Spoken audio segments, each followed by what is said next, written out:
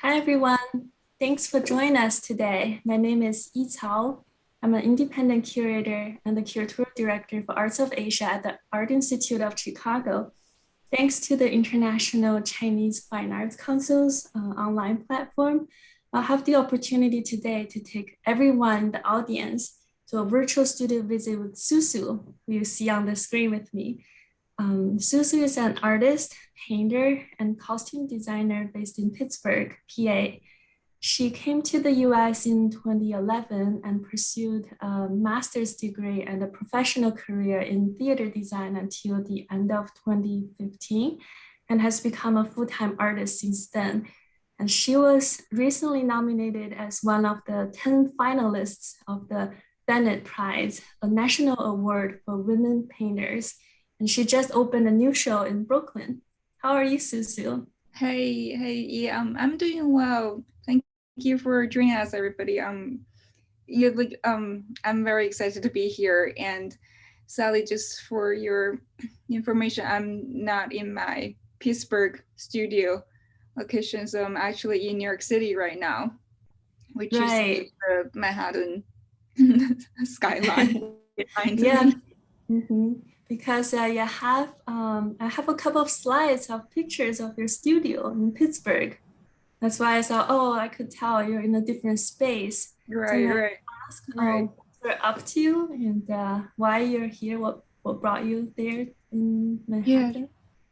Yeah, sure. Yeah, so the picture showing in our slide, that's my studio in Pittsburgh, where so I had this since pandemic, so there's where I live, where I work, and about very recent, I got a commission working for a installation in the Showfields, New York City, designing a so the installation came from two part. One, it's a painting show, so I would have to produce paintings, just like a regular gallery show, as well as because it's a set specific installation, so they would also want me to design the interior as well. So you would be a set specific designed interior plus have artworks inside. Wow. So that's why I'm in New York City, working on set closely with the team. And Showfield also has a location in Miami, but I was invited to design the installation for their New York location. And at the same time, I'm in a group show called Twice Removed, curated by Derek, and it's taking the place in Trestle Gallery in Brooklyn. That's including 8 artists, including myself. And the show would last until June 5th. So if anyone, would like to come or living close by, please check in the show and let me know. I'll be stick around until May 16th in New York to finish my installation. So that's so exciting. And yeah, please check out Susu's new projects if you live nearby. And also to remind everyone in the audience, please send your questions in the chat and we will have a Q&A at the end of the program. So to get our visit started, I pre-selected 2 works from your past and current painting series, and I'll project them on the screen side by side. So both of the works speak to me in great volume. The one on the left is titled Life in the Woods. I believe I saw it in person back in 2019 when I was still in Pittsburgh. And the one on the right, titled Empty Vessel, is what you most recently created, right? And even though they both appear visually surrealistic and have distorted figures, but it's the first time I see you have a human face, your own self-portrait in the second painting on the right, your new painting. So this transition really intrigued me to have this interview with you today. So shall we take a closer look at each painting? Sure. Right, so I picked this one because at first glance, all the scenes are on the canvas were all layered upon each other, somehow setting up a barrier for my understanding of this piece.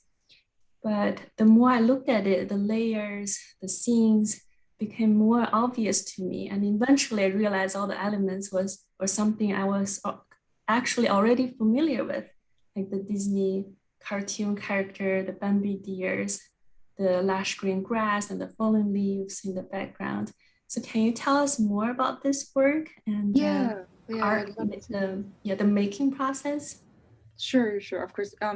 So just like I start thinking about creative paintings that's more related to my personal experience.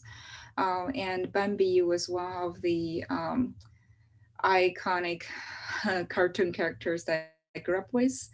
And also, like, I personally felt like I'm having a similar experience of like funding my own journey in the States. And so that's all kind of inspired me of like using Bambi as a component in the painting to tell my own story.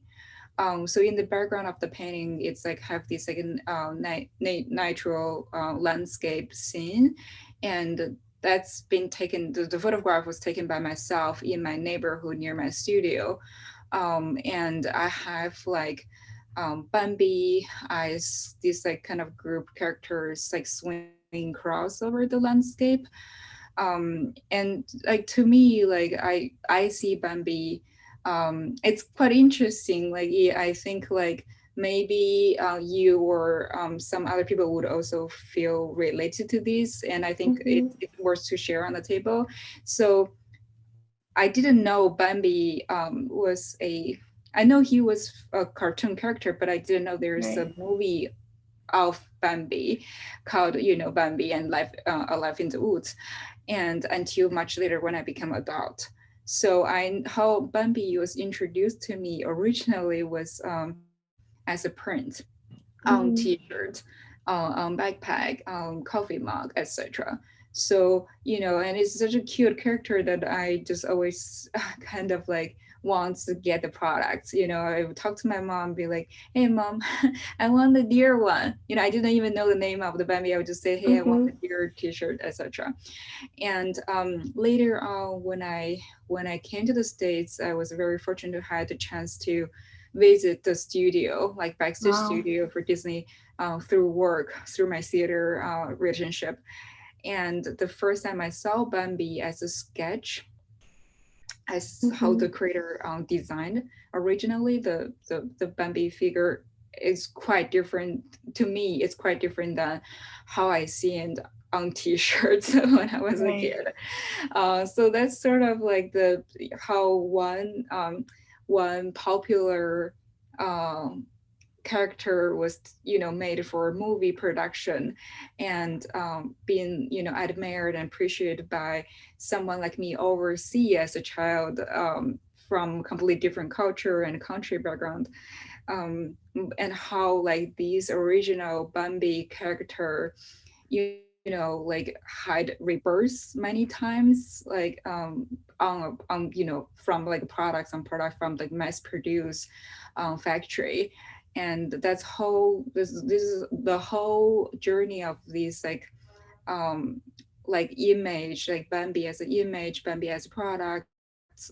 It's very like interesting to me, and I'm kind of like knowing Bambi in the other way, as how maybe many other people know Bambi as a movie character Mhm. first, and seeing it as a role model for children first. Like you kind of inspired by the narrative in the movie, how Bambi finding himself, have this like courage and uh, being inspired by his spirit.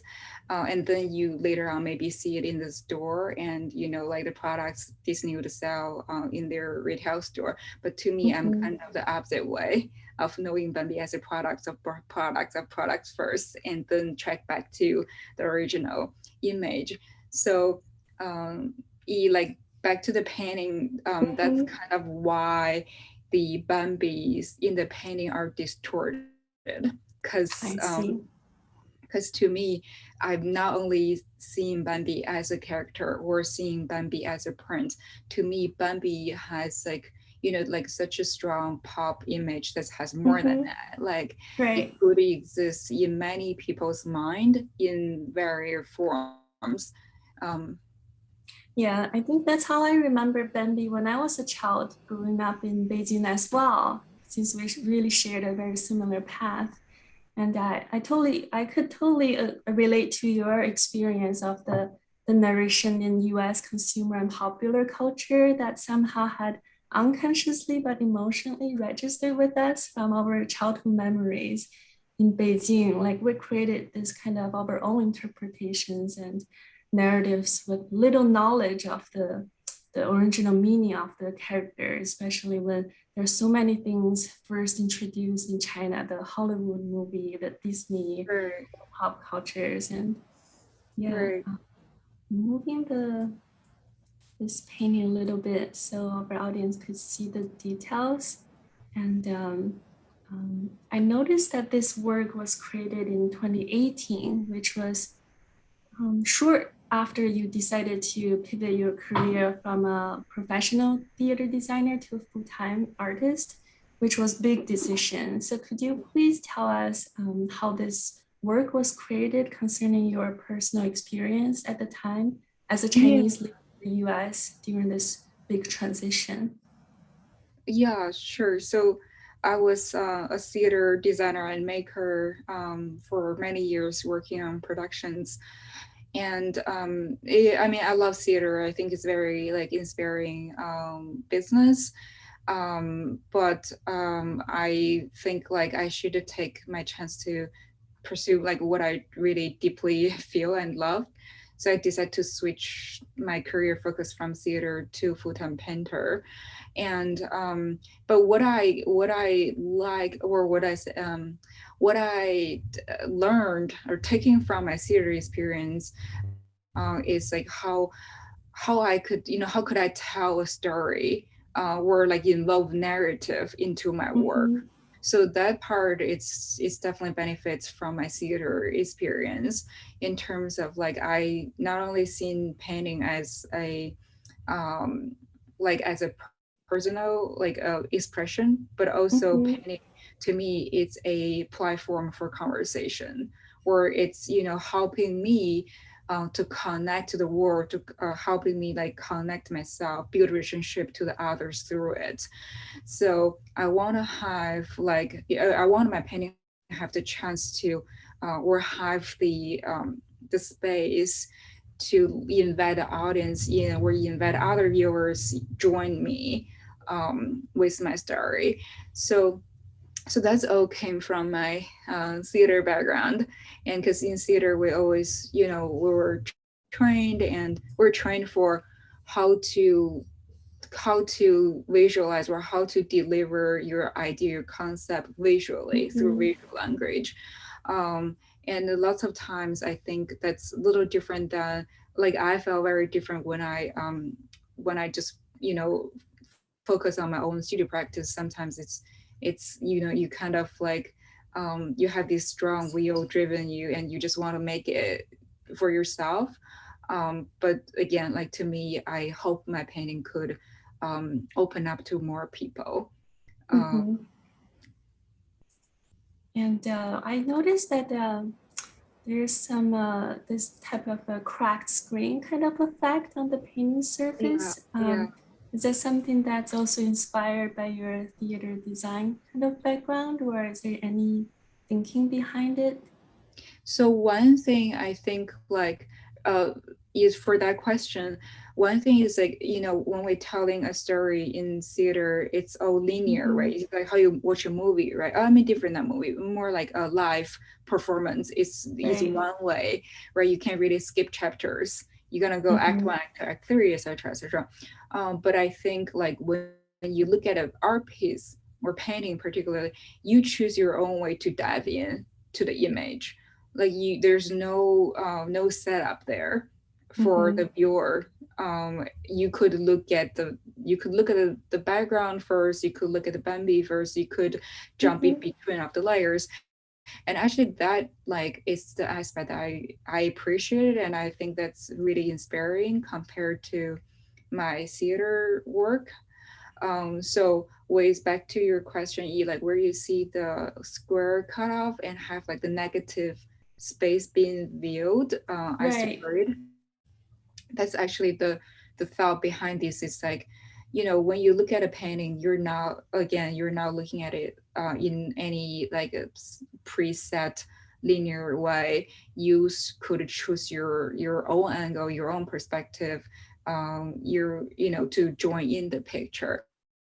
But by separated or Mhm. by shifted the square, I'm kind of interfering you in a way of like, put up a little bit more space or barrier for your eye to skip. Mhm. Right. So, instead of having one continued background painted in one image, I sort of like taking something away from it, like just part of it. And you so wouldn't give you like a continued viewing experience. And the reason of that is like um, I'm trying to like promote like the ambiguity in the painting, so you Mhm. could let you could let your own imagination go free. You could think of like maybe that's one continued painting in the background, or maybe there are just many small paintings that's inserted in a puzzle together. Right. um Yeah. Thank you for sharing the insights. oh, Feel sure. like I can see something new every time I return to this painting. So shall we move on to the second painting? Oh, so I have a slide of this installation view of the work at the Crystal Bridges Museum. Do you want to tell us a little bit about this exhibition? Yeah, so I was very honored to be part of the exhibition called the States of Art 2020, and it's an exhibition thrown by the Crystal Bridges Museum for American Art, and they selected nationwide for the so they selected 61 artists, including myself, that they think that represent contemporary art in America today. So and you can see that in the slide on the right side, on the right hand side, there's two paintings of mine. One is the life or life in the woods, and the second one is the Mm-hmm. star one. So they're both currently on view at the Crystal Bridge Museum. So if you're free, please check out the exhibitions. Um, and Great. and the show would last for another year and a half. So Wow. we have quite some time. Yeah. Yeah, I don't have a image on the slide of this painting in the this far right. But check out Susu's Instagram. You'll see all the paintings there. Thank you. I'm Thank going you. to advance this slide. So I have this one that's something you created just this year. So looking at this work, I can clearly see the similar artistic idiom and painting techniques you used in the painting we saw earlier. And it seems more structureless and visually chaotic. And You're right. but yeah, and the most significant difference I see is the new elements of the central figure and the Chinese traditional cultural motifs, the dragon, the blue and white porcelains. Just please tell us more about this work and share some insights into why you reach your focus on traditional Chinese culture and your your body, how your body and yourself have become more prominent in your paintings. Sure. I think like I'm always interested in um, figurative paintings, but I just never really um, get the chance to work more on it. But since the pandemic, like everything's shuts down, and I'm just locked into my studio by myself, Mhm. isolated. And so it's kind of like I see it as an opportunity that I could spend the time like dig deeper with my own mind, and also have the time to do more self-reflection. Mhm. So I started making self-portraits paintings since last year for the pandemic. And so for this piece particularly was like, we were like all quarantined like in the studio space, and Yeah. but but you still like, I still receive a lots of like magazines, flyers in mail, and I just, you know, check them out and spend time to look at them. And one time I was looking at the magazine that's from Crate and Barrel, the furniture home store, Uh-huh. and I saw these like pictures of an interior photograph, you know, like all beautifully set up with like a modern designer chairs and the furniture pieces. And then there's like also these like Chinese, I would say Chinese styled Mhm. porcelain was part of the photo as decoration. Yeah. And it's quite funny, like when I opened the magazine, you know, like in the middle section, that's the vest just got cut off into half and half on each side. And so anyway, so that's how it drew my attention to the photo initially. And then the more I look at it, it kind of all of a sudden remind me of like, I see the dragon prints like on the, you know, retail store on the front, like Grand Barrel or like Mhm. furniture stores.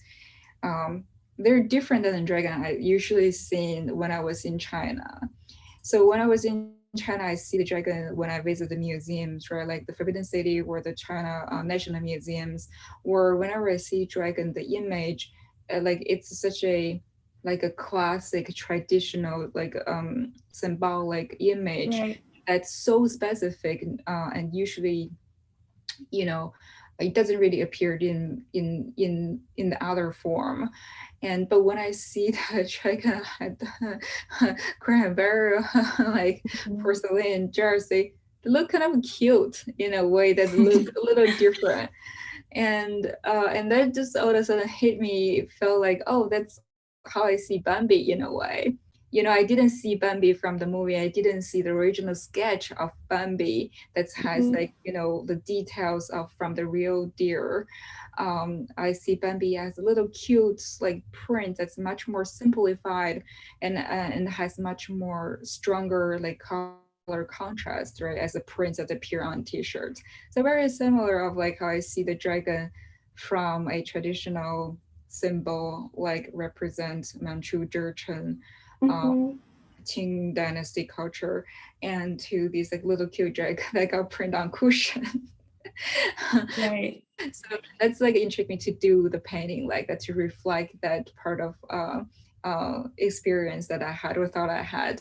Um, Mhm. and so I placed myself as the medium, like as the character in the painting, to Mhm. like sort of like um, using my own image um, to deliver or to send out information of like, dragon is not only an image we could see from my from like say I'm a minority, my ancestors are Jurchens, so I'm used to seeing dragon only as the symbol for my own Mhm. culture, for my family background.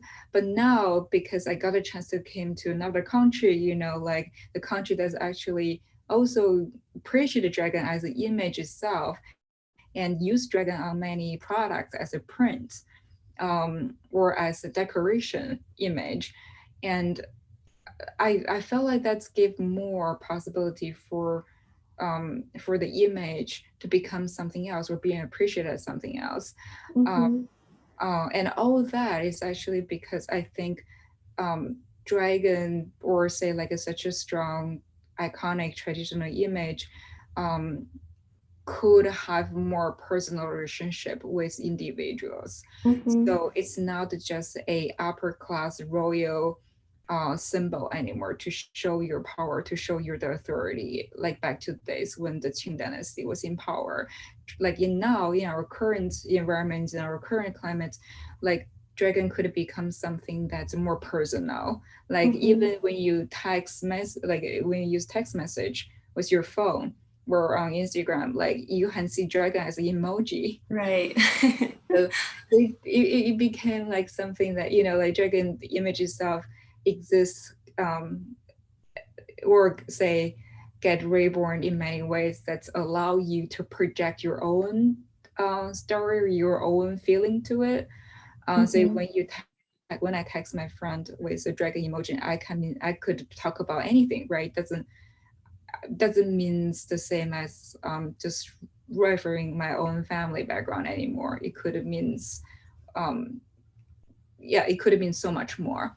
So Yes. so that's why like I want to put myself there, just sort of have in the background as the idea of like look, we're in a different situation like now. Mm-hmm. That's even such a classic iconic dragon image that's like I taken from my own family bender. So if you search on Wikipedia, search like plain blue bender, that's like my family background that could be used as something else now, like in my own painting. Mm-hmm. Yeah, when I saw the work, I thought this was bold to use Chinese dragon, which, as you Right, said, represents the imperial power in the ancient China for 1,000 years, and it's also perceived as one of the imposed stereotypes of Chinese culture in the West.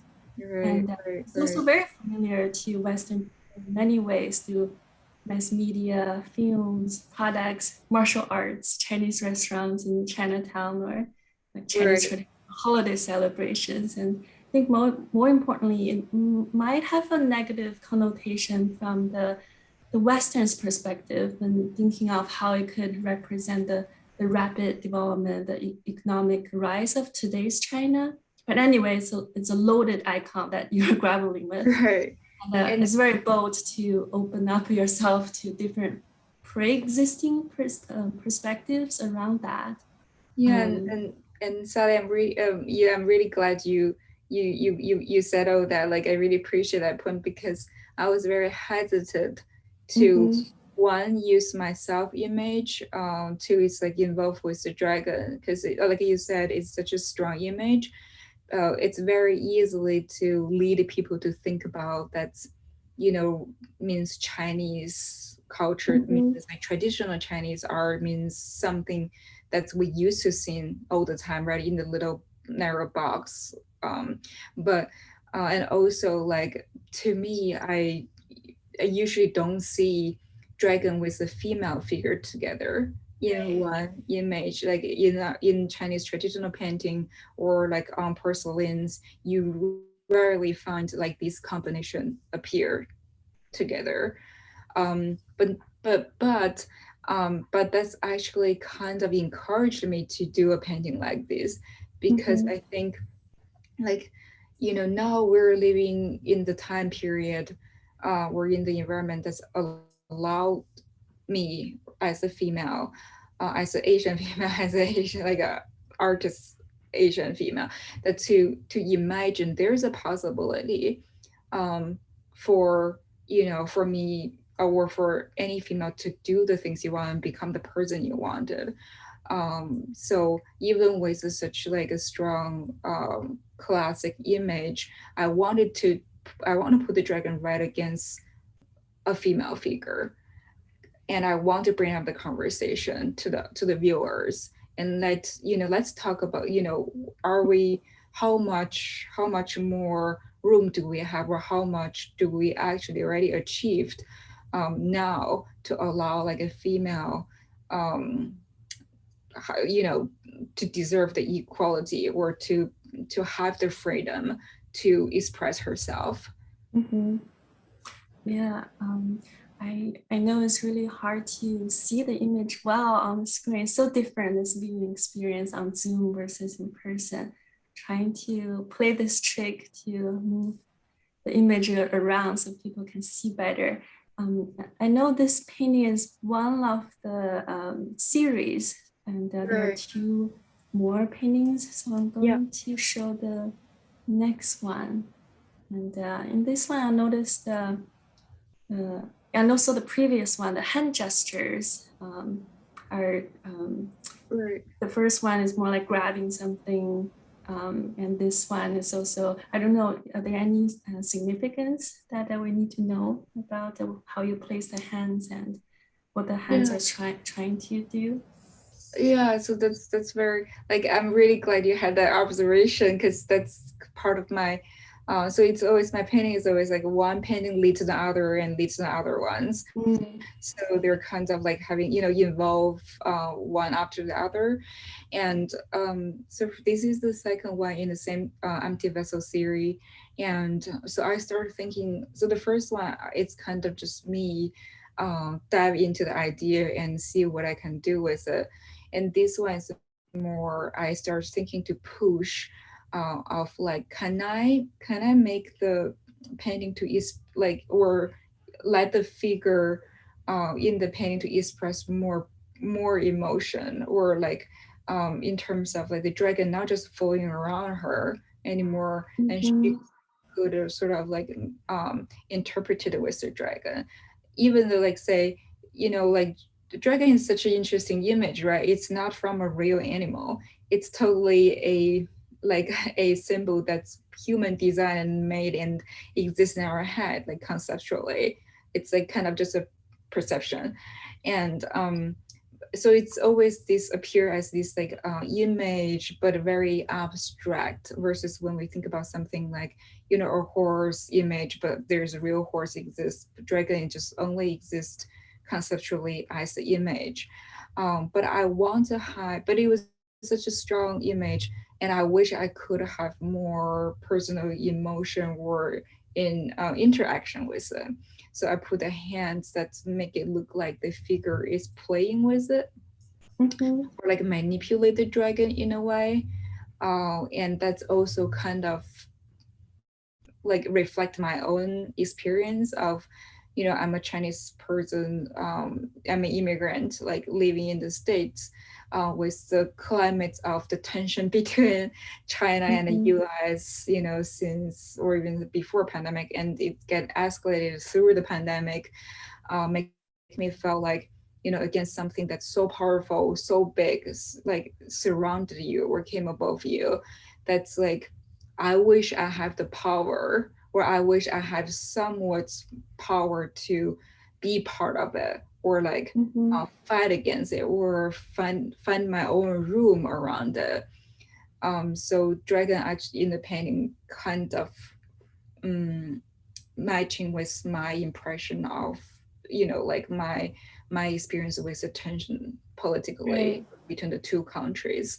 And Mhm. myself, the image, the figure in the painting, it's like my true emotional response to it. It's like, I wish I could have some more like real physical relationship with the climate, rather than just, you know feeling like it's so much tension, so stressed, so much stress Mhm. around Mhm. me, but there's nothing I can do.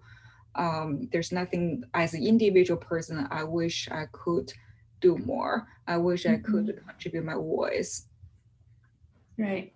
I think you're doing it, doing it by expressing it through your art. And the other thing I noticed is so there are two layers of your face or your body. One in the front is more translucent, and the other one in the back is more realistically depicted. Is there any thinking behind that? Right, so it's kind of like my experience, like of my personal experience of, like, again, as a immigrant, as an Asian American living in the States, that I felt constantly being read as Mm-hmm. through layers. Like say if you're a Asian person, or if you're a Chinese person, we become friends, you may see me slightly different than other people would see me, like say a stranger I encountered on streets. That's, like, so that's always make me feel like there is a gap in between of how I see myself and how other Mm-hmm. people perceive me as Susu, as this person. So and part of it is because my identity, right? I wasn't born and raised here, so it would take some time, and of course there would be a gap between each culture, between my own experience versus other people living in the States. So I want to paint it, the figure, the background of the figure, kind of like look like realistic, matching with myself, in a realistic way with the skin texture, with the hair, etc. And I wanted to have another layer that's kind of uh, like just emptied out from myself and leave it Mhm, like blank. So you see the figure kind of just white or almost look like it's overexposed by the light, um, to just reflect that like I'm in the journey of like pulling these two gap closer to each other, while I'm, living in the States as an immigrant. Do wish people could see both side of me, right? As a mhm, person that's came from China, born and raised in a different culture, but now have her life in the States. mhm, And I wish I could just have them all together whenever I'm encounter with a new friend or meeting with a new person. So that's why in the painting it just reflected the both. And mhm. Yeah, I really appreciate that. And going to the next one very quick. So that's the third painting in the same right, theory. And yes, you mentioned that each work was built upon the previous works. And right, as I right, can see, yeah, there are similar elements in this third painting, dragons, yourself, and the right, Chinese face. And the palette seems brighter and lighter, and not right. that dense as shown in the earlier two works. And clearly you added a more obvious facial expression to your face with the more distinct features and muscle tones. Now I can see the true face. So what prompted the change, this changing this third painting?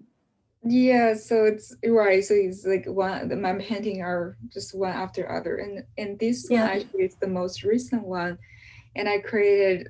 It's under. It's kind of like I had, um, like it's the tension between the U.S. and China just seem to me seems getting worse and worse through the pandemic, and especially recently, just feel like, well, the pandemic it's not only gonna last for a month or a half year, a year. Seems like I'm trying to adjust or um, get used to it and live my life with it. And therefore the color palettes go slightly lighter compared to the last one, because when I realized this is not just one day battle, 1 month battle, this is kind of sort of like our new life that's we have to embrace, and this is a new situation that's I need to get used to it. And so sort of a relief to me, but at the Mhm, same time they're just very things are kind of happened in a very unfortunate way with like for instance like Asian hates and the tragedies, murder, etc., and make me, of course, as a Asian female myself, terrified, and again, once again, felt like helpless in a way, mhm, powerless in a way, like very vulnerable feeling all the time. So in this painting particularly, like again, I just wish there's something I could do to contribute to my own efforts, mhm, to let people see me, to let people know me, and to bring try to minimum the misunderstood between each other, and try to be more honest to myself as well as to the others, so we could know each other better. And in this painting the dragons are kind of came from my eyes, like look like could be my tears, or could it be like mhm. a thought came from my vision. It's kind of reflect that. So dragon became the image of the dragon became a emotional expression. I see. Yeah, thank you. I thought it's at first before you told us all about your new series, I thought it's really hard to claim anyone's own interpretation of this influential, iconographic figures that are national master mythologies. because you might not be able to get very far with many people because it's so powerfully predetermined. You're And I right. really appreciate that you visualize your own kind of very intimate and personal relationship to the meaning of the dragon through your family history or your lived experience between the two cultures and the two nations, challenging the collective perception, imagination, and curiosity towards each other beyond we already know, where the media and political power that made us believe what we know.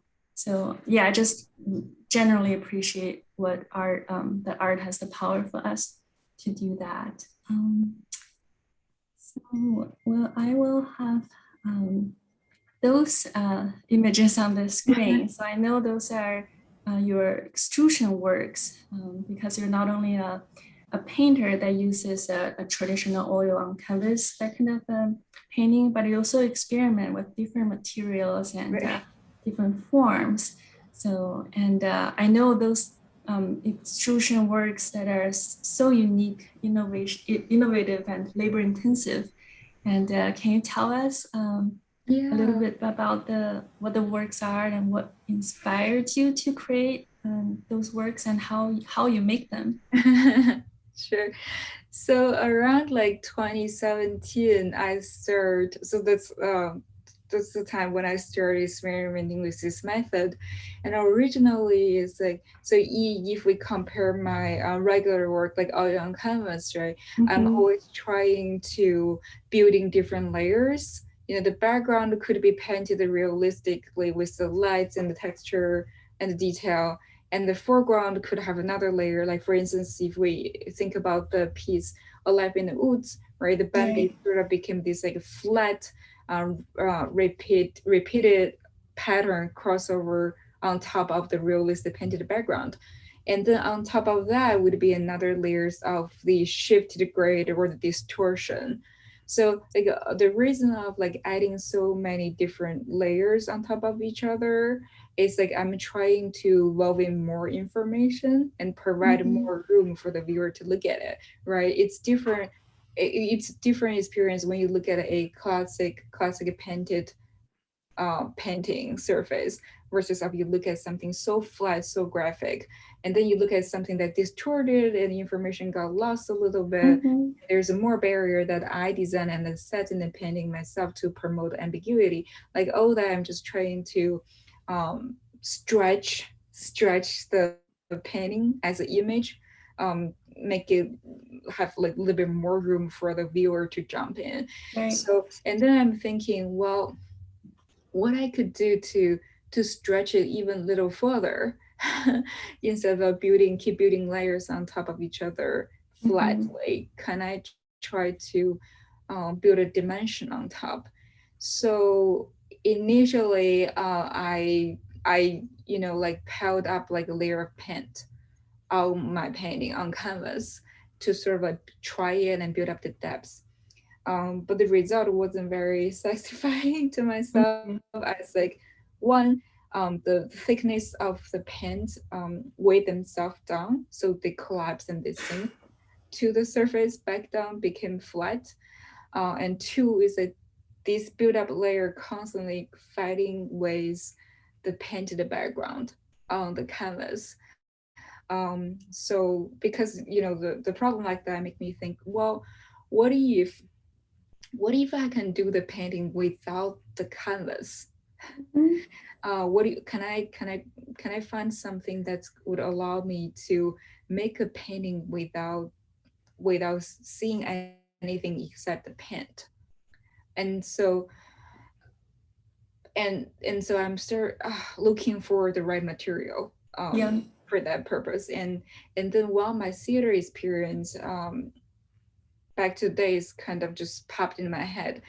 So, like about 7 years ago, I was Mm-hmm. the chief craftmaster for Quantum Theater. And for one show we did for Shakespeare's Winter's Tale, that I made five leotard for the dancers. And the fabric I use for making the leotard is this like Italian tutu fabric Mm-hmm. that's like transparent and as well as paintable. and Yeah. very sturdy, strong, stretchy. So I thought, oh, maybe I could give a try of that fabric. So I found a sample of that fabric and start just, see what I can do with it. But because the fabric is so thin and so transparent, um, I actually couldn't apply the paint on top as how usually I would do, right? You just paint on the surface. But for this one, because it's so thin and so, I have to like find another way to apply paint. And I thought, well, like all the pens I put on would sink and it would drip and it would like weigh themselves down.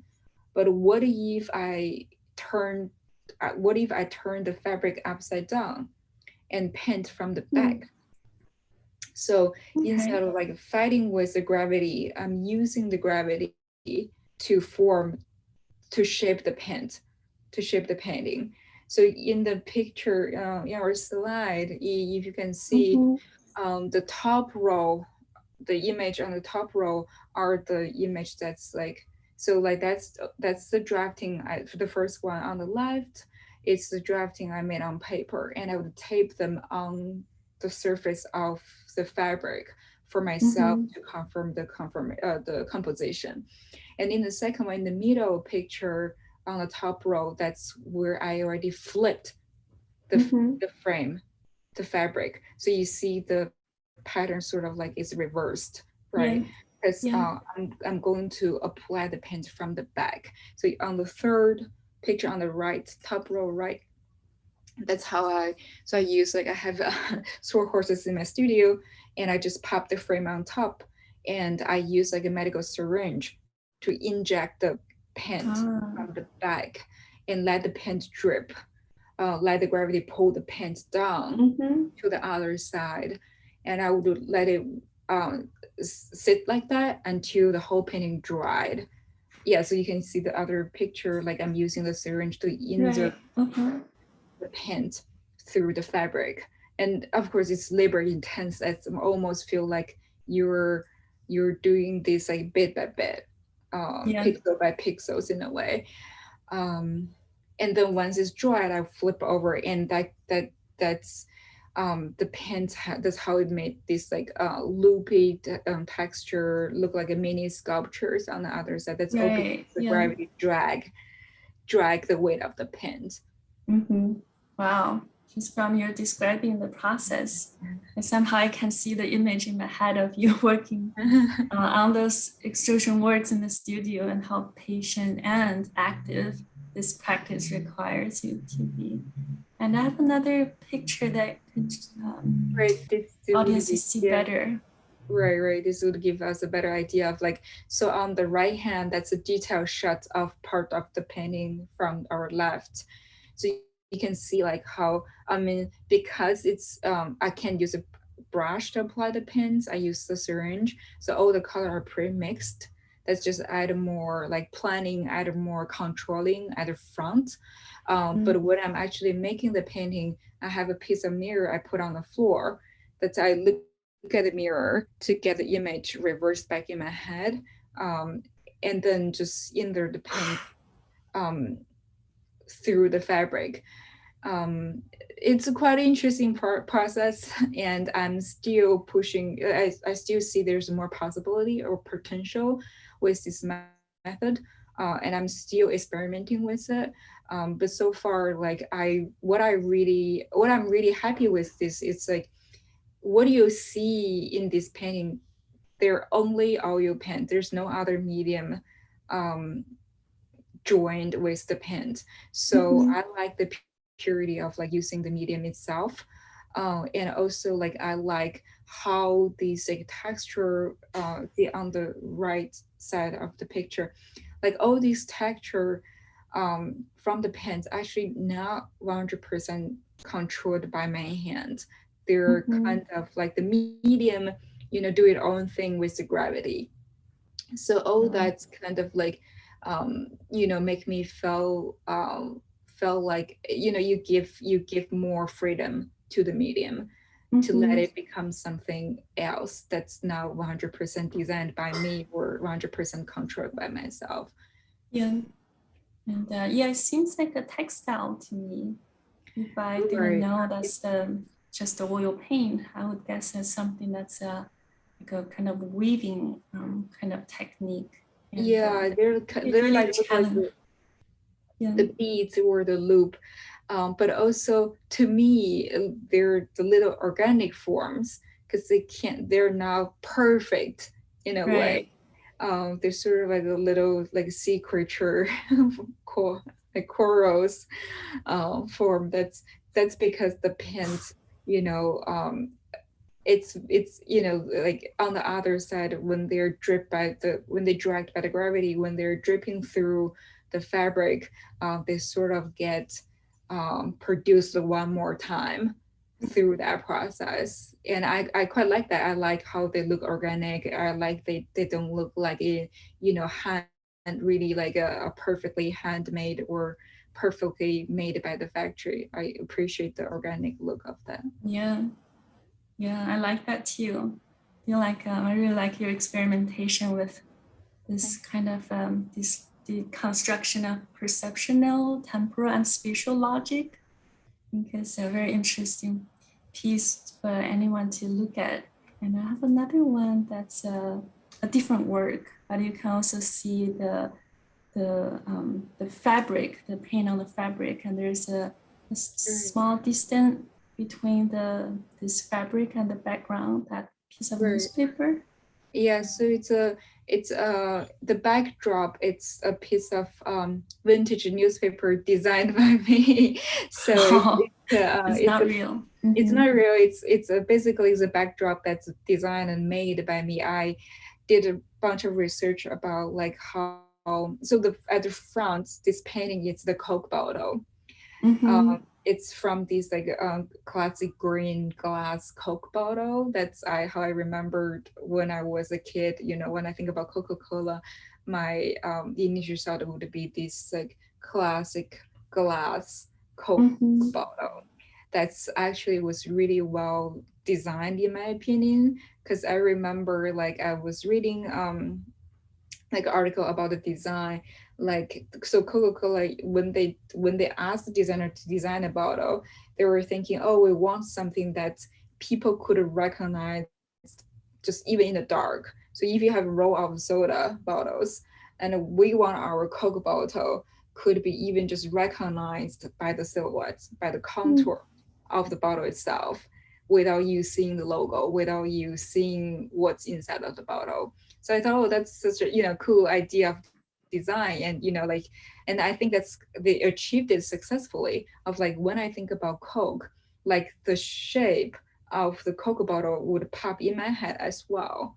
That's different than the other drink beverage soda.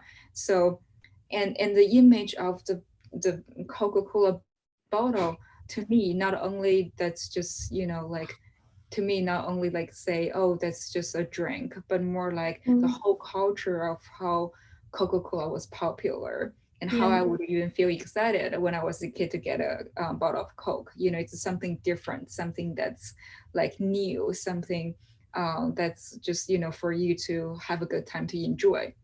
Mm-hmm. So that's kind of experience like matching words reminding me of um, how I see Bambi, how I see the dragon in a Right. way of one product. Like say Bambi was the production of the movie, the character became a image, pop image that's printed on t-shirt, on designer brand, backpack and stuff like that. And Coke bottle was such a in my opinion, was a good design, and became an image that living in my head. Even I was a kid overseas in China, would think about, oh, like have a Coke, not only think about a Mm-hmm. beverage, but also think about it means a different lifestyle, different Yeah. spirit. You could just chill and have a good moment by yourself, enjoy life, etc. So I thought that's all interesting, and I made this painting was inspired by that experience. Um, Mm-hmm. and the background is actually so I designed, so it's paper collaged from many articles and vintage Coca-Cola advertisements during the period when Coca-Cola was first introduced in China. So some of the, if you look closely, some of the collage would say like, Coca-Cola, the name of Coca-Cola was introduced to us as sort of like a cold medicine, and as something has like a good treatment for your body, like a supplement, almost kind of like an energy drink initially. And then later on, they branded it in a different way of they only serve in the fancy bars for the upper class people, social and request for it. So they would pour Coke in this like fancy, glass and serve as a beverage in the bar in Shanghai. And in my opinion, you can see like the detail shots on the right, where the little lady figure holding the Coke in the glass, actually from one of the original poster, the very, very first poster when they hired one of the famous Lily Yuan, like the famous Chinese actress, to pose for Coca-Cola, and she was sitting in a bar. In the photograph, she was sitting in a bar bench, like nice fancy interior setting, and she was holding Coke from this little like fancy glass.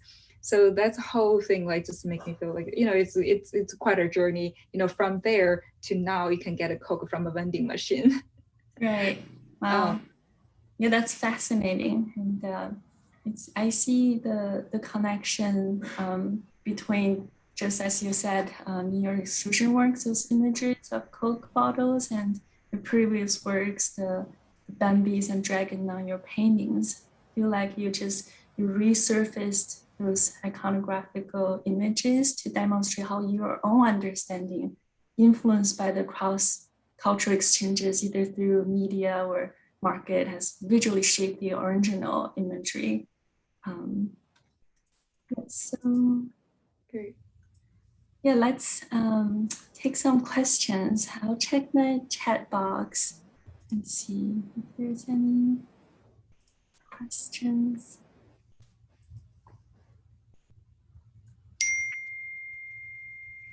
Susu, can you see it from your end?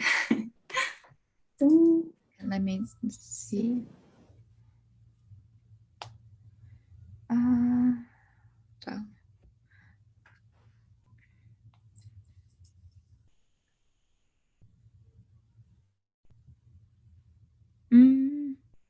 I don't really see any questions from my end. Oh, here. So I see a question. E, do you mind if I read a question? Sure. Can you see? So one question is, what has your experience been in the context of being a Chinese? I don't understand that word. I need some help. Being a Chinese diaspora artist and beyond it, an Asian person in the United States in recent political climates, ? How has this affected you, ?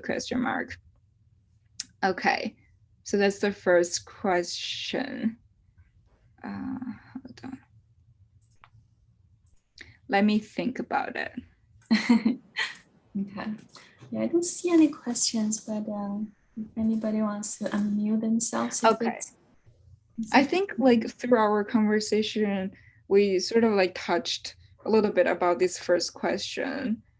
And I think like one thing I would like to add on that question is, I think it's, like living in the States or, as myself as a immigrant Chinese American in the US, just give me a second chance to see my own culture background, to see like give the second chance I need to really think more about my Chinese background in more like careful way, in terms of like when I was in China, I never really thought much about, what does it mean that being Chinese, because you're in China, you kind of sort of just, you could just be yourself, right?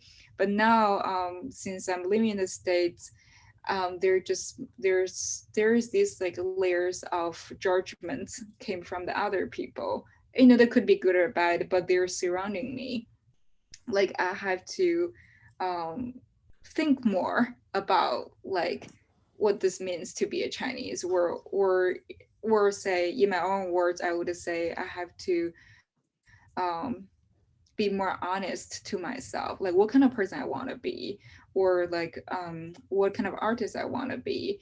And I may not have the sure answer for those yet, but I think that's part of the whole journey. It's like like I have to learn more about myself, and I have to, sort of like to try my best to be comfortable with the others while I'm expressing myself to the others.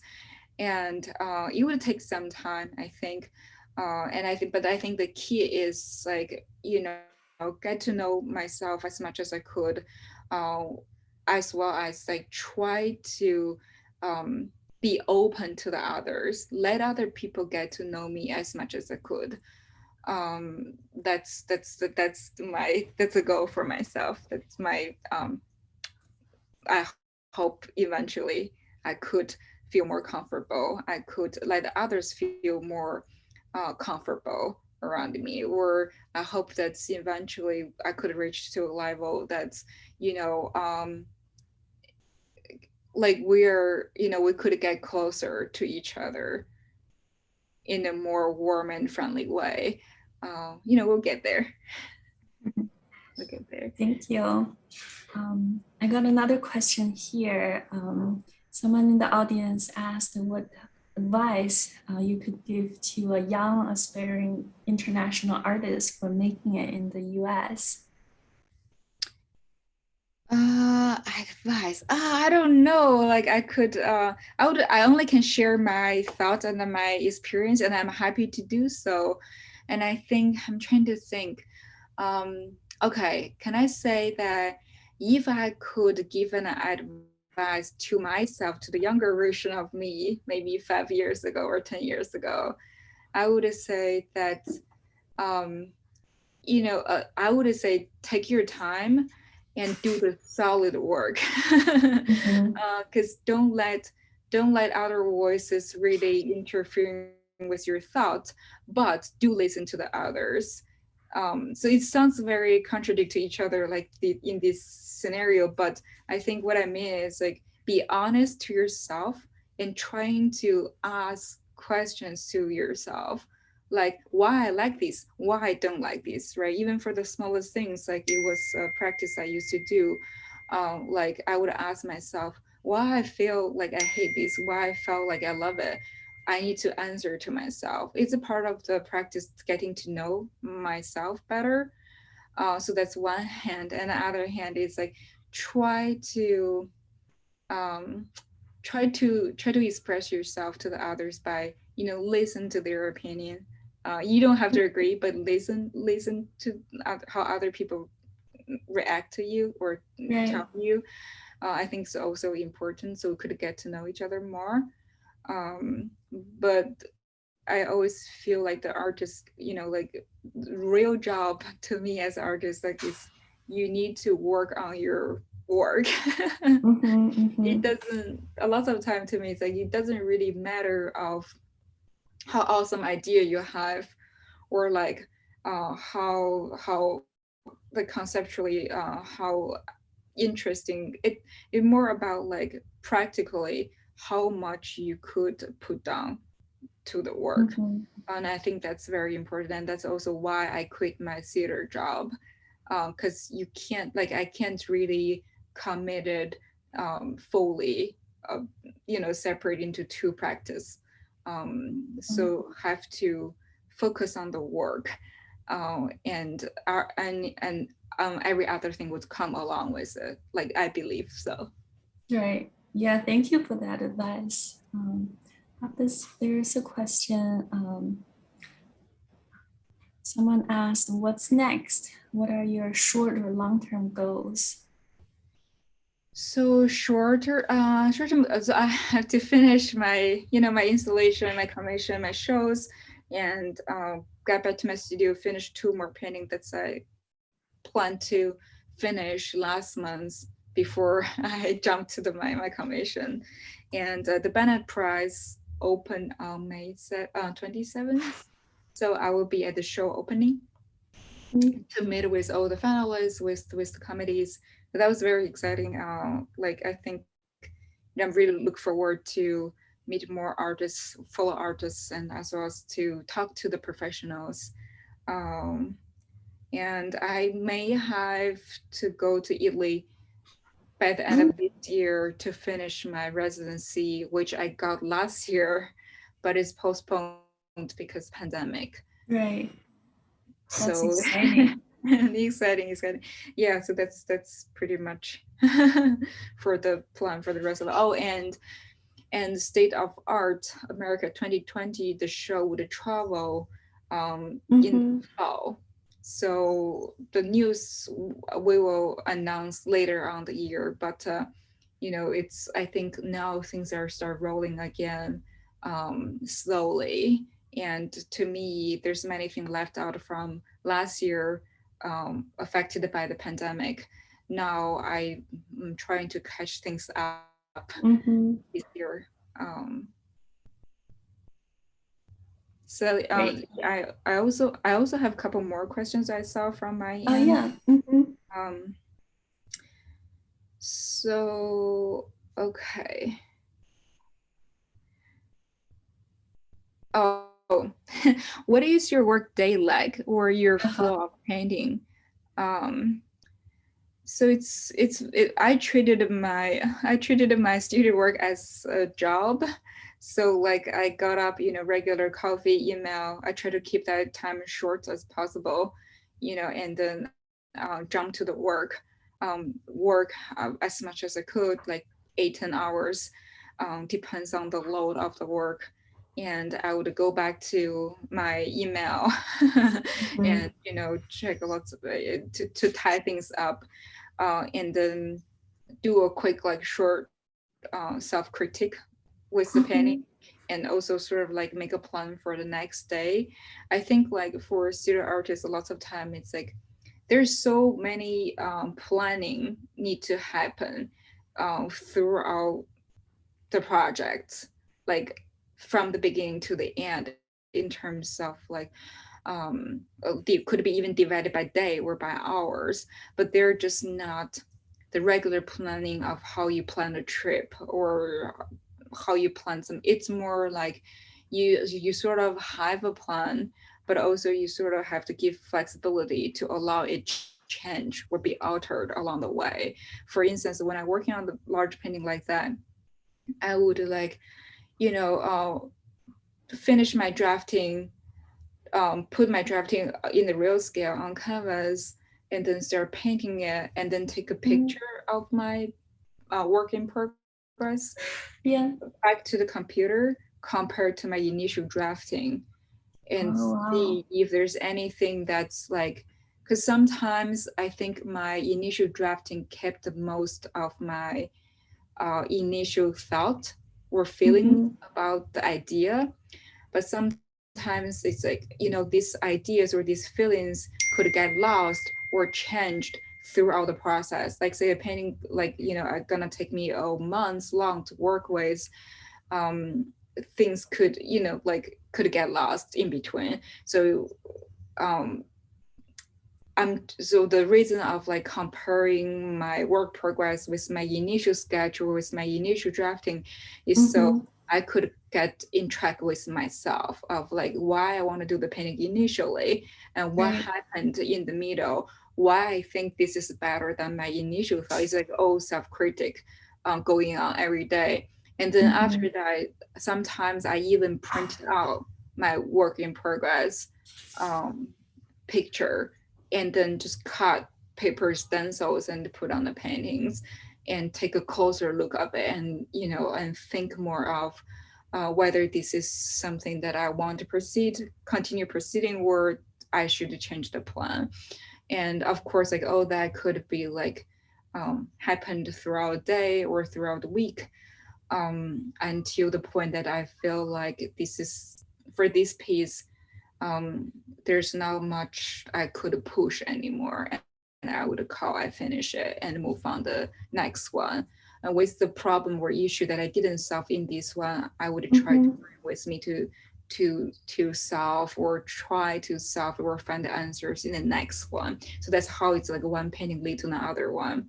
Wow. Um, and and also like lots of times studio artist has to, you not only doing paintings, but as well as like to me, I try to have valuable conversation with the professionals like you or like other friends, that's to do more critical um, um, with the painting and or get feedbacks from the others. And sometimes the studio work also including of like you have to write a piece about your own work to explain your idea Right. in words, or you have to try to arrange like, do I, if I want to have model come in, so I could take pictures, things, etc., etc. Wow. Thank you for walking us through this process. My There's so pleasure. many steps involved and so helpful to understand there's a lot of technology involvement as well, like by taking pictures or manipulating using software kind of things. Great. Looking at the time, I think that's all we have for today. But if you have more questions, please send them through Instagram, have them on the screen, or through this ICFAC's platform as well. And I'm so glad that we had this studio visit today. Thank you so much for having me. Thank you for Right. joining the Thank studio you. visit And with thanks. me. Yeah, thanks for ICFAC to host the visit. And thank you, Rupita and Ines, who work behind the scenes of ICFAC to make today's program happen. Thank you. Thank you so much, guys.